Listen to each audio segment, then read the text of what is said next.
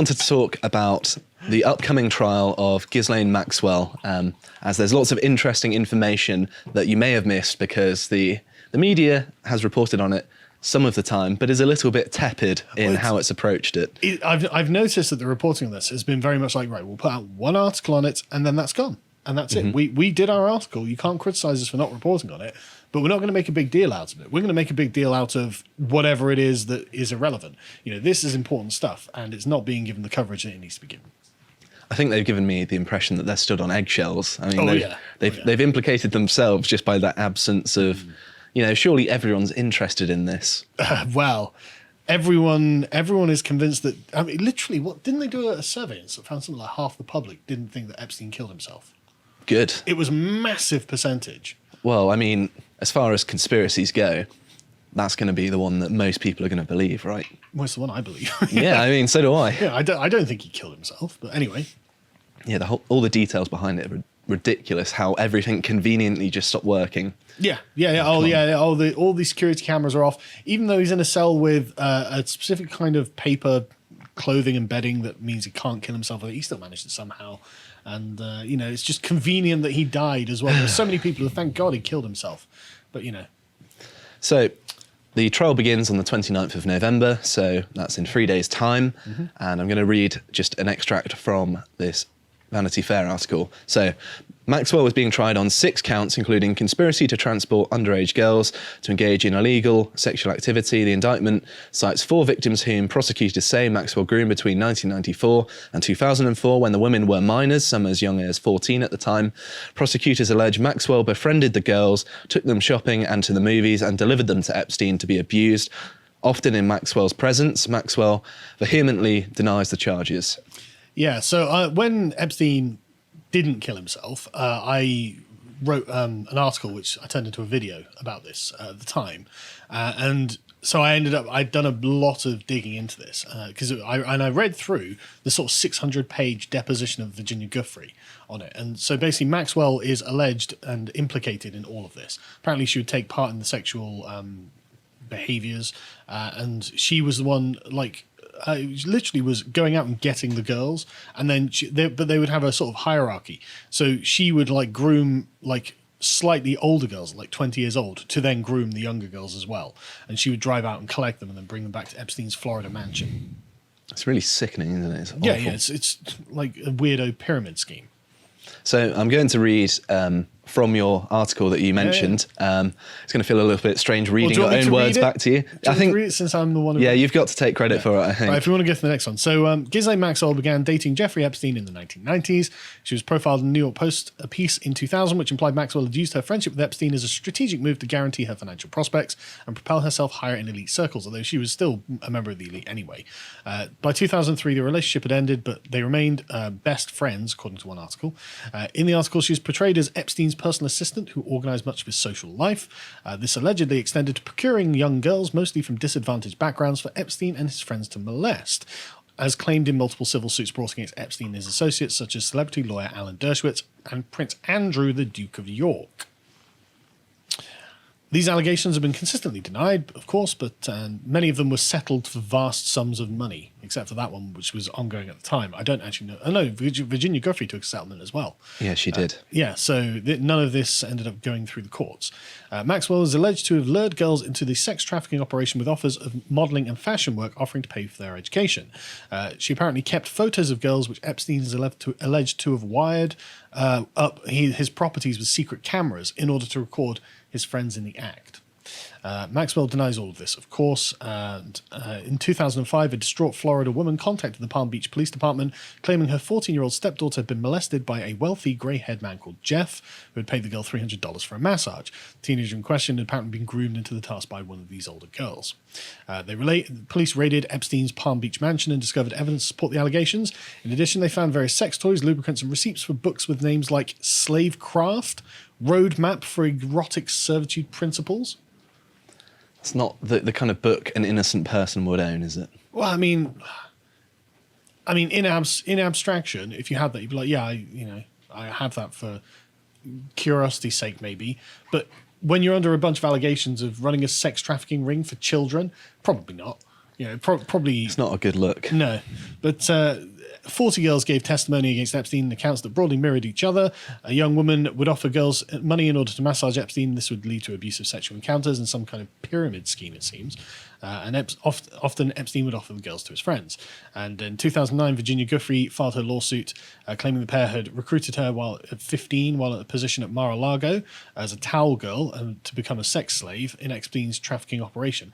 This is Donald Trump's Mar-a-Lago, where he banned Epstein from going there. Incidentally, she told the Daily Mail, basically, I was training to be a prostitute for him and his friends who shared an interest in young girls. She laid these allegations against Epstein, Maxwell, Dershowitz, and Prince Andrew, claiming they all sexually assaulted her while she was under Florida's age of consent, and they, of course, all denied it, and this was all settled, and the files sealed. There was something else I was going to add on that, but I can't remember what it is offhand, so never mind. So that's basically the background. Yes. Oh, yeah, that was it. Epstein was he was convicted for trafficking underage children for sexual reasons or something like that. I can't remember exactly what the charge was. But basically he was convicted of being a child trafficking pedo. And then he was arrested again and then apparently killed himself. Killed himself. Yeah. But anyway, I wanted to get on to what seems to be something very suspicious. Some might say laying some kind of groundwork for a cover-up. Although, I mean, I wouldn't want to say anything too declarative. Oh, no, I'm going to say it. Okay. I'm going to say it. Look at that headline. Transcripts from Ghislaine Maxwell's case, quote, too sensational and impure for the public. Yes, the public that are currently marching down the street in a pride parade listening to WAP by Cardi B. But these would be too sensational and impure. Are you kidding me? We've been sufficiently debauched. I mean, there's pornography everywhere. What are you talking about? Like, you're doing this because you don't want people to know. That's why. You're doing this because it would make the people involved, who are all rich and famous and important and powerful, they'd look really, really bad, wouldn't they? That's why you're doing it. I've never heard of anything like this before either. It's really suspicious. It's just like... Oh, look, the public's ears, they're too pure and it'd be too sensational for them to hear. Now here's Cardi B. It's so ridiculous. Rapping about her wet hole. Gosh. Maybe in the 1950s this would have stood up. Yeah, well, I don't know how any reasonable person, like, this is obviously there's something else going on here, right? Obviously. So the article says, a federal judge in New York has granted requests to redact segments from Ghislaine Maxwell's case file last month, when this was written, ruling some of the details were too sensational and impure to reveal. The decision comes as federal prosecutors and Maxwell's defense team argue about which of the evidence submitted under seal to keep out the public's eye. I can't read, apparently. Zero of it? I'd like to see it all. So, US District Attorney Judge Alison J. Nathan on Thursday adhered to most of the redactions filed by the US government on its case and added several redactions of the transcript interviews at Maxwell's request for some reason. Why? Who gets this kind of privilege? Like, did Derek Chauvin get this privilege? Did Carl society's elites? Society's elites do, Exactly. One rule for them. Mm-hmm. The reason for the judge, apparently, is citing privacy interests. The Judge Nathan ruled that the disclosure of certain portions of the transcript would merely serve to cater to a craving for that which is sensational and impure. Right. Yeah. Sure. That's what it is. It's not that it's going to implicate a bunch of really important people as being kiddie diddlers. It's just so transparent. It is. It totally is. And the New York Times clearly must have some skeletons to hide because they are going out of their way to claim that Epstein didn't kill himself. Yeah, I saw this. I haven't read through this, but I don't care about the detailed look at his final days because we've already seen it. That came out at the time because that's how we know that all of the security cameras were off and all of the the guards didn't sign in properly or something like this, and so they basically did everything possible to create a corridor of darkness in the public record for a period of about an hour or something like that, so that if someone wanted to go in and come out after doing something, they'd be able to without being caught. That's what happened, and it's like, these coincidences. And the New York Times just like, actually, I mean, this is an unsubstantiated conspiracy theory. I don't believe you. I don't trust you. So I want to just read a few of the things that they mentioned on their thread here, but not go into the actual article because, it's a load of rubbish. But they say Exclusive newly obtained jail records do not support the conspiracy theory that Jeffrey Epstein's death was not a suicide. I can't believe it. I can't believe these things that could be easily fudged after the fact don't support the narrative that Jeffrey Epstein was killed by some elites to hide the fact that they were in his black book. Unbelievable. That was lucky. Another coincidence on the pile of coincidences. Sorry, go on. Shouldn't interrupt. The New York Times goes on to say that they provide the most detailed look yet at his final days and show mistake after mistake made by the jail officials. Just mistakes. Just mistake. Yeah, all these coincidental mistakes, guys.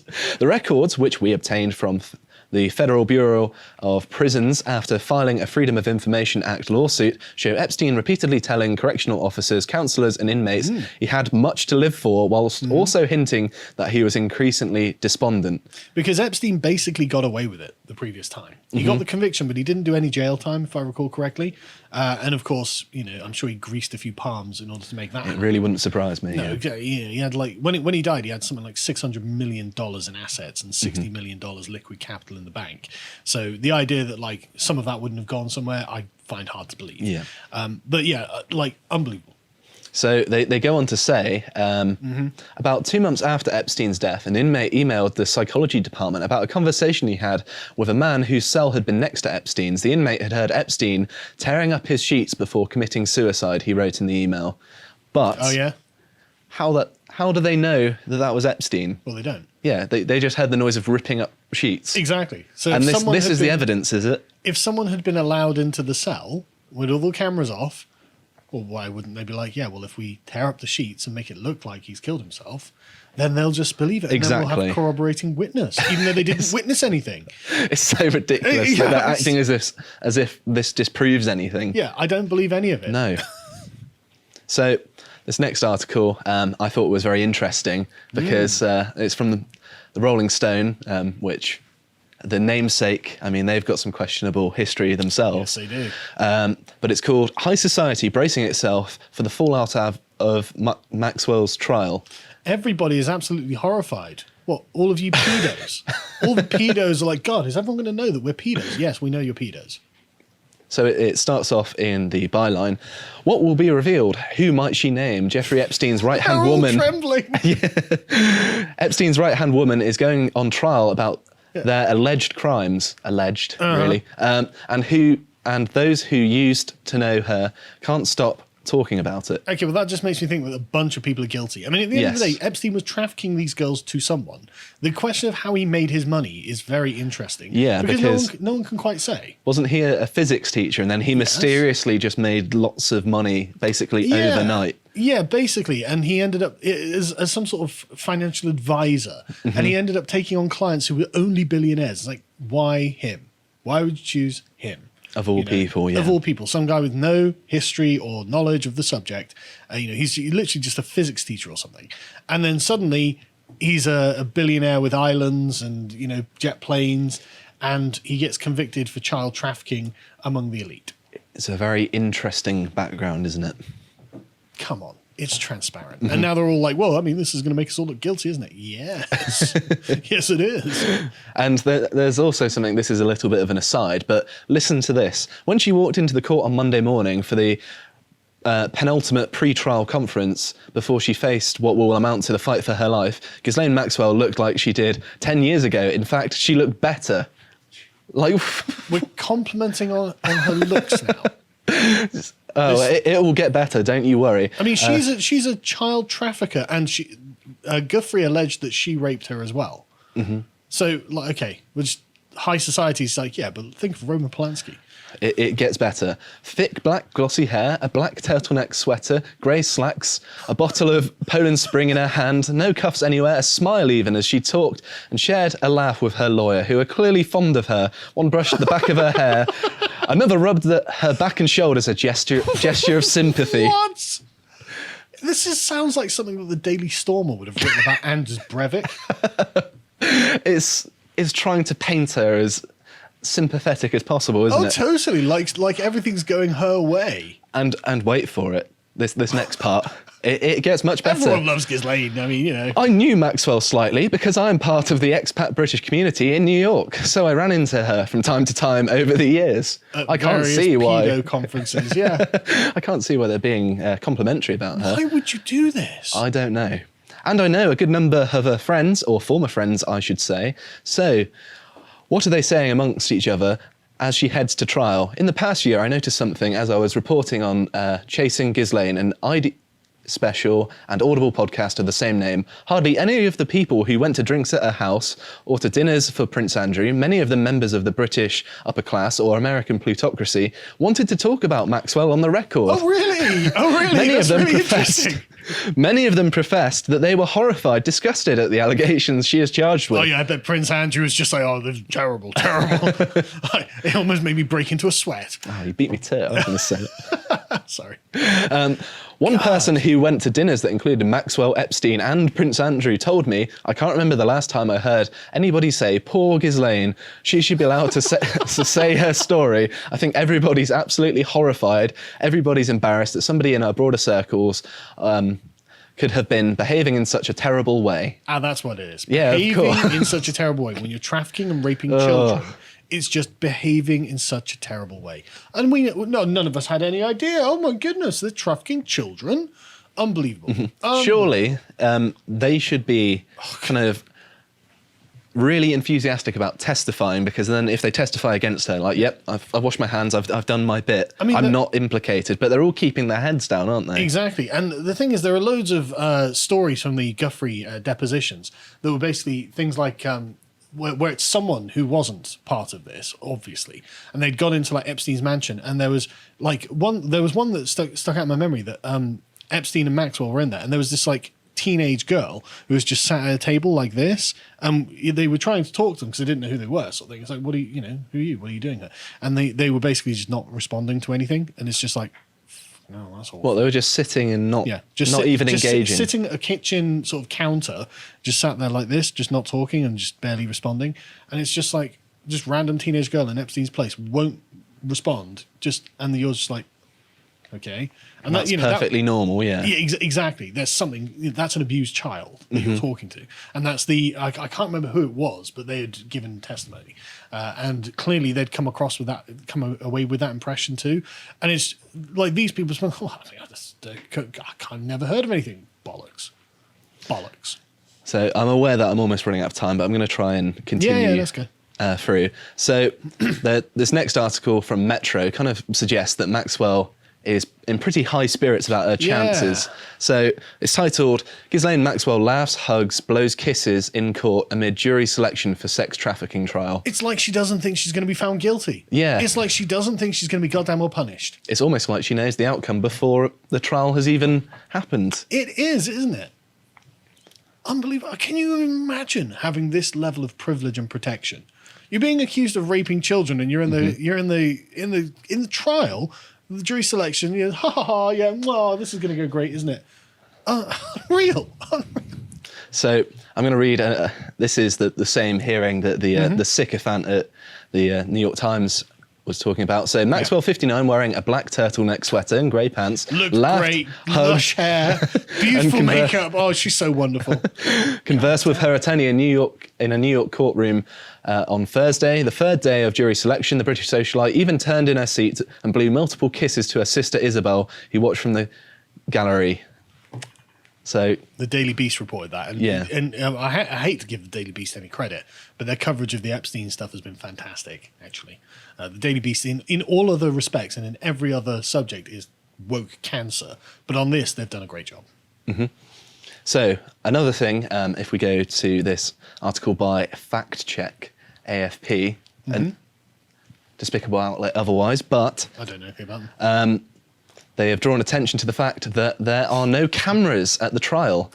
And they explain this by contrasting it to the Rittenhouse trial. So I'm just going to quickly read all this out. Of which every second was broadcast. Yes. Yeah. And obviously it was very important because we got to see lots of the details of the case and actually understand the final outcome much better because of it. So Rittenhouse, an American teenager who shot dead 2 men during a protest and riots against police brutality in Wisconsin, was acquitted of all charges after a politically divisive trial that was live streamed and televised by several news outlets. But cameras access rules differ only because of the courts where the trials are taking place. According to the United States Courts website, Federal Rules of Criminal Procedure 53 states, except as otherwise provided by a statute or these rules, the court must not permit the taking of photographs in the courtroom during judicial proceedings or the broadcasting of judicial proceedings from the courtroom. In contrast, cameras have been allowed in Wisconsin at the judge's discretion since 1979, and the Rittenhouse trial was held in Wisconsin, and you get the idea. So that's the line in which they're that's they're lucky taking. for Maxwell then, isn't it? Yeah, that's what I thought. I'm going to be tried in New York or whatever it was. So, well, that's lucky for you. And the final thing I wanted to touch on, because I'm going to skip over some of the stuff because we don't have time, is that Virginia Guthrie is absent from the trial, which implies that perhaps she is not a credible witness, according to Prince Andrew's team. Convenient, isn't it? Well, I'm sure Prince Andrew would love to be able to assert that, because there's a picture of him holding Virginia Guthrie by the waist with Ghislaine Maxwell in the background. And this girl, I mean, she's literally like, you can see she's a very young woman at the time, a teenager at the time. And she's the one accusing them, saying that they raped her and all this sort of stuff. It's like, yeah, I'm sure you would say that. You would absolutely say that. So this Telegraph article says, the decision will spare Prince Andrew, who is fighting his own civil case brought by Miss Guthrie, the uncomfortable scrutiny he had feared at the highly anticipated trial next week. Prince Andrew's team claimed she is a less than credible witness who has changed her story over the years. As the most high profile and vocal accusers against Maxwell, Epstein and individuals like the Duke, one might have expected Miss Guthrie to be the star witness, sources close to the Duke's camp have said, However, the fact she is not to be called can only lead one to conclude that her increasingly inconsistent accounts make her a less than credible witness, they told the Telegraph. That's the only thing we can conclude. She hasn't been called by the prosecution or the defence, and therefore that means that she's not a credible witness. It doesn't mean that there's a fix-in or anything like that. What it means is that she's not credible. She's also received sums of money, hasn't she? Yes. From she's been paid off. Yes. She's not paid off. They've settled with her. But like the fact that they didn't call her, well, does she get to choose to be called? Could she go up and say, excuse me, I'd like to give evidence, please? Or does she have to be, asked by them and they're not asking her? I know I said that would be the last thing, but I've realised that I've got to mention Epstein's little black book before ending. So supposedly, according to this article from Insider, Ghislaine Maxwell doesn't want jurors to see a copy of the little black book Jeffrey Epstein kept in his mansion that lists contact information for rich and powerful people. In a partially redacted court filing from the past several weeks, federal prosecutors and attorneys for Maxwell have duked it out over whether a copy of the book, referenced in the filings as Exhibit 52, can be entered into evidence so that portions of it can be shown to the jurors in the British socialite sex trafficking trial, which is scheduled to begin on the 29th. Ms. Maxwell requests that the government be precluded from discussing the book at the trial prior to proper evidentiary foundations being established. However, the book has been published online by Gawker in 2015. Again, another leftist outlet that's actually done some good work, including the names and contacts information of powerful people, including former President Donald Trump, although obviously, he's been against Epstein for quite a while before the accusations came out. So in I think 2002, he basically said that Epstein was a pedo. Well, yeah. I mean, if he was implicated, I don't think he would be dragging himself down with him. And it's important to note as well, Bill Clinton's heavily implicated in this, but Virginia Guthrie didn't lay any accusations against Clinton or Trump. That's true, yes. So, also, Victoria's Secret's founder Les Wexner and Prince Andrew, of course. However, if you do want to read the full Black Book... you just find it on the internet. Well, you can find it in our reading list on our site, which is linked down below. And you can read this version, which is the redacted version because it's got the details, phone numbers and stuff. Although I do know that there is an unredacted version going around, but obviously I can't tell you to seek that one out. No. But you can find the names of the people in there. If you want to scroll down, John, you can just see that it's like, loads and loads of rich and powerful people, and this just. Someone scanned the book, clearly.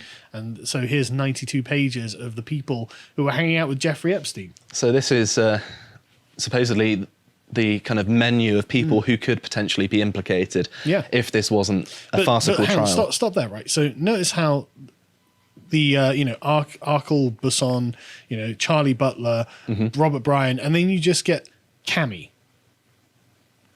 Oh, yeah. Notice that you get this series. There are individual women's names.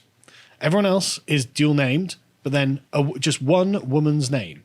And it's like Naomi Campbell is the next one. Oh, Cammy. interesting. One number with one go. Because all the other ones have multiple numbers, multiple ways of contacting them, but just one word, one thing. That's a victim. There's also the fact that the more numbers is normally a good indication of how elite they are. The more Look, numbers, there we go. Carmine. Who's Carmine? was clearly the names of the people who he was trafficking, right? Yeah, it's a girl's name. Yeah, So I'm sure that's what that is. I think I'm pretty much out of time, but Yep. hopefully I've given you something to look at the very least. Yeah, well, that's what's happening with the Ghislaine Maxwell trial that's going to be starting soon. If you enjoyed that segment from the podcast, The Lotus Eaters, you can go to lotuseaters.com and sign up to get access to all the premium content we have on the site. Yeah, we've got absolutely loads of that because we've been doing this for over a year now. So we've got a massive library of content that we're really, really proud of. We've got loads of premium articles, which we have written by our in-house writers and external writers, such as this one by Hugo, which is talking about the great narrative of the World Economic Forum and how it's falling apart. The cracks are becoming visible. And we also have, for silver tier members and above, an audio track read by Jonathan Crow, who's a very, very good speaker, and this makes it easier for you. We also have our regular series, such as Contemplations, like this one, where I debate Josh about whether free will's an illusion or not. I am very firmly on the free will exists side of things, and Josh is wrong, but you can find out why if you go and sign up. We also have the epochs that Bo and I do, which is fantastic. At the moment, we're halfway through, or 2/3 of the way through the series on Belisarius. Do you know who Belisarius is, Callum? Go to Reconquered Rome. Yes, he did. And We lost it. it's honestly a genuine tragedy, and it's a really sad tale. And we're just at the apex of his conquests at the moment. But next week, we'll get to enjoy the tragedy of it. It's really sad. But we also do loads of other stuff, like interviews that we did one recently with Philip Tanzer, who's a men's rights activist and conservative activist. And in this second one, we end up talking about the sort of metaphysics of masculinity. What is it you're trying to uphold by being a man? And I think it's important. Lots there to learn. And he's a very interesting thinker anyway. We also have the book club, which is fantastic. We're about to record another one now, but this last one we did was Niccolo Machiavelli's The Prince. So if you want to get the most out of these books, you can join us there, because we've done a lot of work studying these. And we also do premium podcasts covering sensitive subjects, such as what happened to the January the 6th rioters. And we do slightly more academic ones, such as this next one about the origins of intersectionality. Where does the term come from? What's the point of it? Well, I went and read everything that Kimberly Crenshaw wrote about it, and, well, it's not good news, frankly. In addition, you can also follow us on any of the social medias, such as Getter.com, so you can follow us there at lotuseaters_com, and also you'll be speaking at the Counter Conference conference. Yes. The Counter Conference at the London O2 on December the 8th. Yes. I'm going to be speaking on a panel with Jason Miller, Lawrence Fox, and a few others. It's going to be fantastic, so come down and see us there. Anyway, if you'd like to get access to all that premium content or follow everything we do, please sign up at lotuseaters.com. Thank you and goodbye.